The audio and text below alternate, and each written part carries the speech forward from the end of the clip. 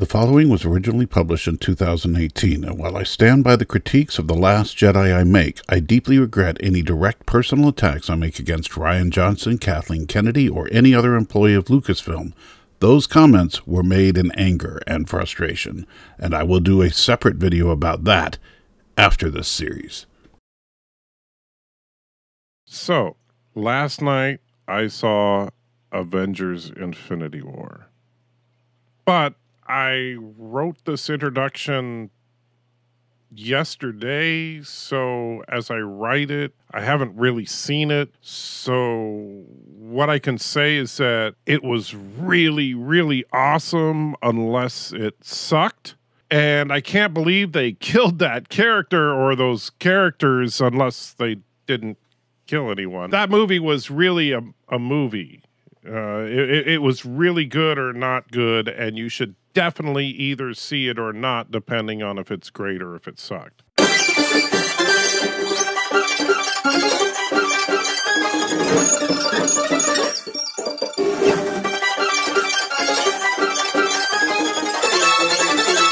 Hey guys, before I get started on this video, I need to give a little bit of props here to Dank Lord, as well as I think that's Elcid S15, I'm not sure. But both of them pointed out the same thing, is that I accidentally in my last video referred to the Supremacy as the Raddus. For that, I am truly sorry. Fortunately, because it was just a simple slip of the tongue, there was no difference in points or anything, so it doesn't affect the final score. And also, GWD86 was pointing out that, you know, since I was making a big deal out of the fact that the last episode was episode 23, that would make this episode 24, and that a 2-4 is a 24 pack of beer where he's from, and he thinks that I should, I guess, have a drink or something. So, yes, I cannot confirm or deny what liquid may be in my presence right now, but here's to,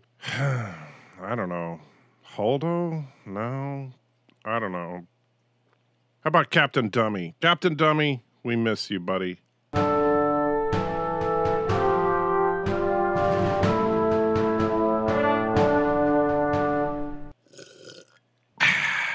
right, let's talk about the Holdo maneuver. Last time on the Anti-Trekker, we went through the full build-up to the Holdo maneuver. So now we're going to get into the details of the maneuver itself and why, in my humble opinion, it was both awesome and absolute total suckage.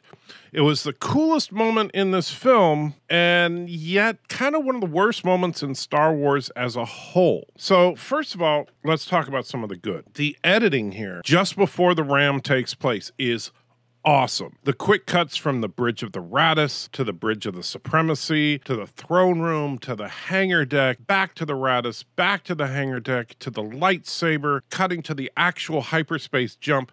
Frankly, some of the best editing I've seen in years. The music, the sound design, everything just perfect. This moment in the film brought all the miscellaneous plot threads together into a singular moment.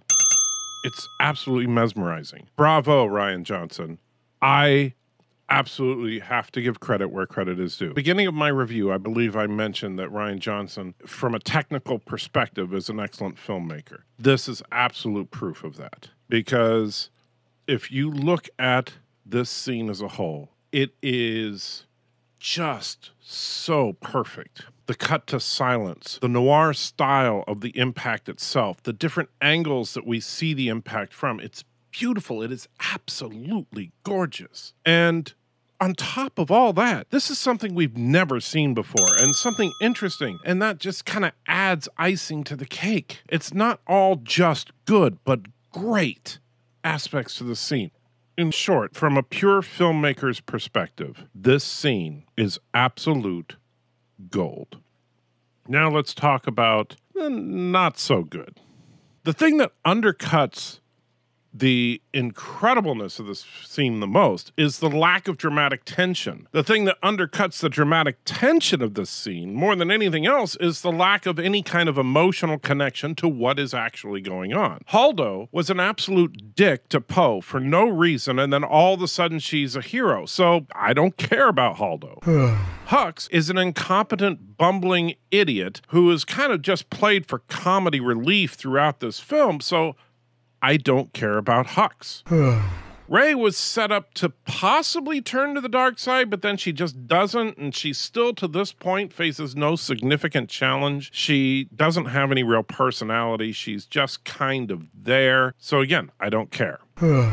Kylo is maybe the most interesting character, but the thing is that they do nothing with him. And so despite the fact that it's interesting that he's calm and collected and reserved and almost seeming like he's being pulled towards the light side of the Force, they do nothing with it, and he's just kind of there as well. So yeah, I don't care.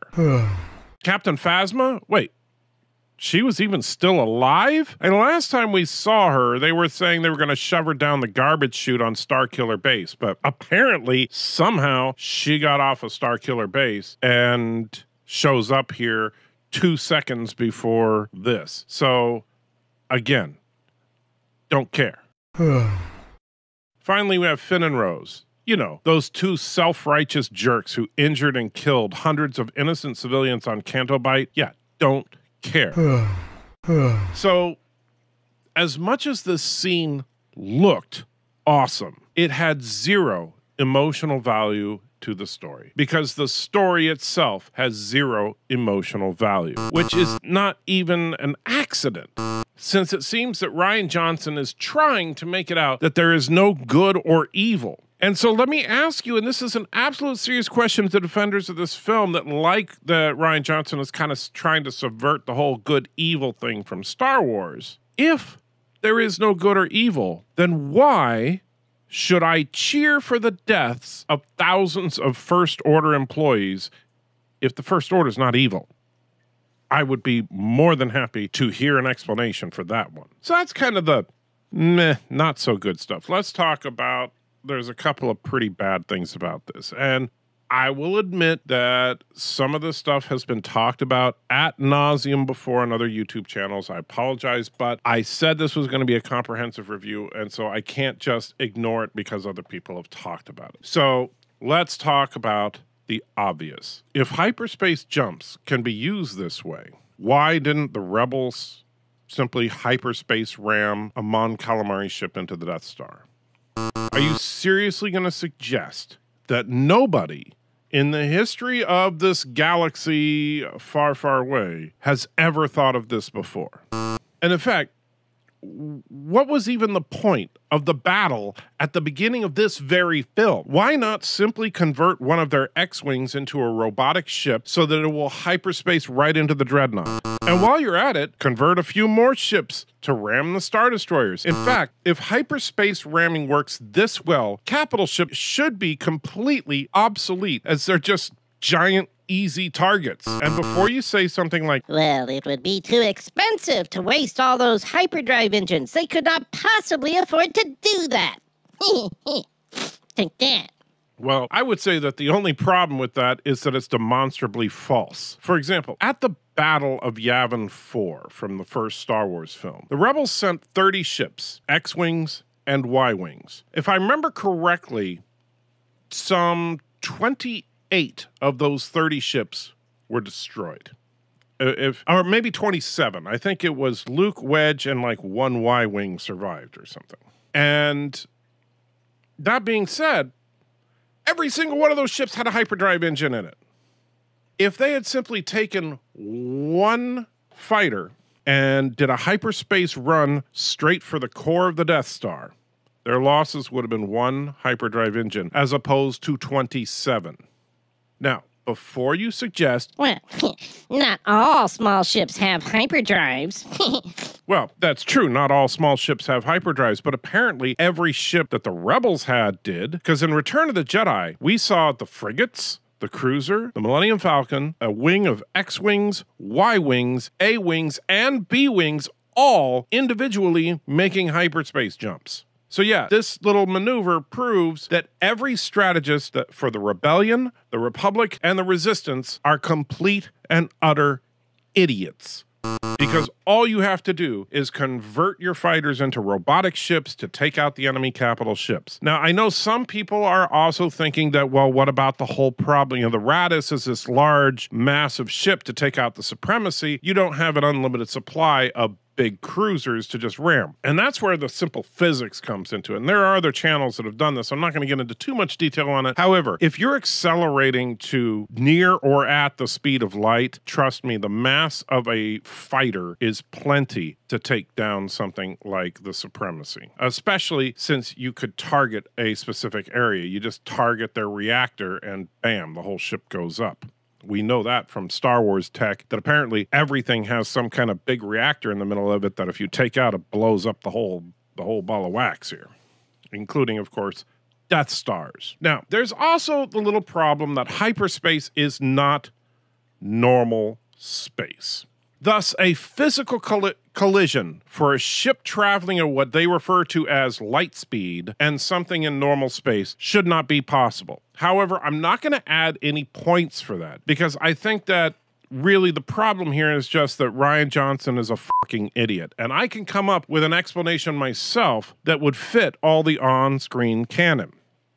Briefly, the way that it works in my, I'll call it my head canon, as some of the people in the comments like to say, in my head canon of this, the way that hyperdrive works, and the reason they refer to it as light speed as opposed to hyperspace or something like that, is that the hyperdrive engine actually doesn't do anything other than accelerate a ship to light speed. However, in the galaxy far, far away, there happens to be a lot of Einstein-Rosen bridges or wormholes. And these wormholes apparently can only be entered if you accelerate to light speed. Now, once you're in the wormhole, then that wormhole will take you across the galaxy in a matter of minutes, which is why hyperspace is so fast. However, the engine itself actually has to accelerate you to light speed to enter into that wormhole. If that's the case, then that means that the acceleration process could be in normal space. And so if she was traveling at 99.99% of the speed of light when she impacted the Supremacy, that would be plenty to do what we saw on screen as far as the damage.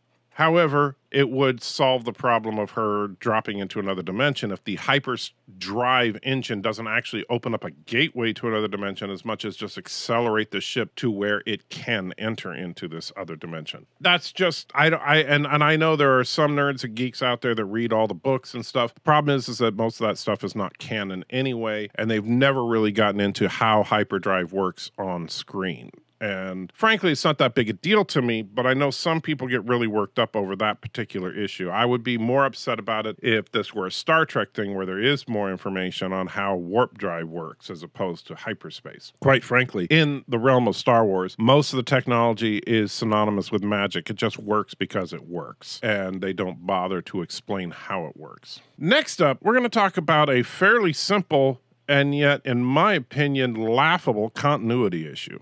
We have this shot of the First Order fleet being taken down, and it's very cool to look at, and it kind of makes sense. The Raddus is slammed into the Raddus slams into the Supremacy, and the debris from the Supremacy shoots out like a comet's tail out of the back of the ship into the fleet of Star Destroyers. And since that debris was accelerated to near the speed of light, it sliced right through those Star Destroyers, and it's just a gorgeous scene, and it works in isolation. The problem is that this is not in isolation. This is almost 2 hours into a film, and this film has spent the last 2 hours setting up for this. Now, in this film, we see that when the First Order fleet has been in pursuit of the Resistance throughout the bulk of this film, when it first jumps in, a little Star Trek lingo there, don't want to get in trouble. When it first jumps in, we see the Supremacy and 6 Star Destroyers in hot pursuit.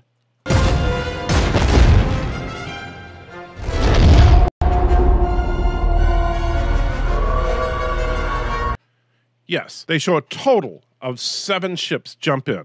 The attack formation is that the Star Destroyers are below and in front of the Supremacy, while the Supremacy from the rear lobs its laser bomb things at the Resistance. As we move through the film, we see the pursuit several times. Now, this is kind of interesting because the number of ships seems to vary a little bit. In some shots, we see 6, but however, for example, when the medical frigate is destroyed, we see 7. As far as the destroyers, not counting the Supremacy, it's of course there the whole time. When the final frigate runs dry, it looks like we're back down to 6. One shot, it looks like there might be as many as 8. However, what we see is a range of somewhere between 6 and 8 Star Destroyers plus the Supremacy.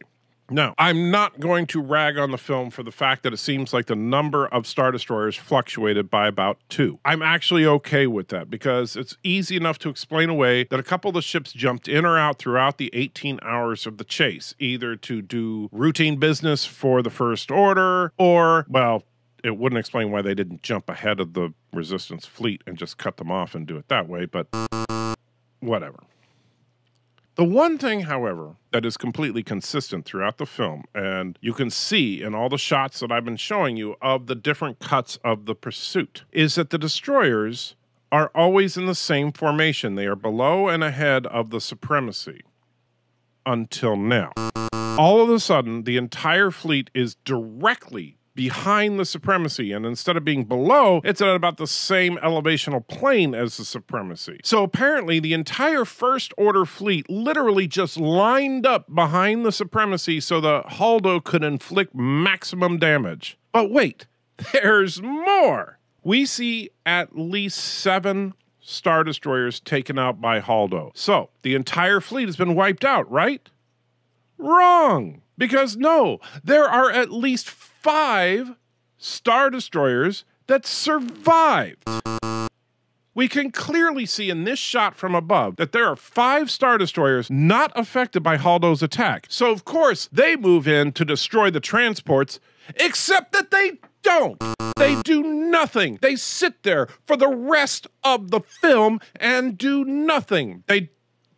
Oh... you, Rian Johnson. Hit the like button, you will. Likes lead to comments. Comments lead to conversations. Conversations lead to understanding. Go to Patreon and support the anti-tracker you must, if supporting his videos you want. Yes, support his videos. Then listen to this at the end of the videos. You will not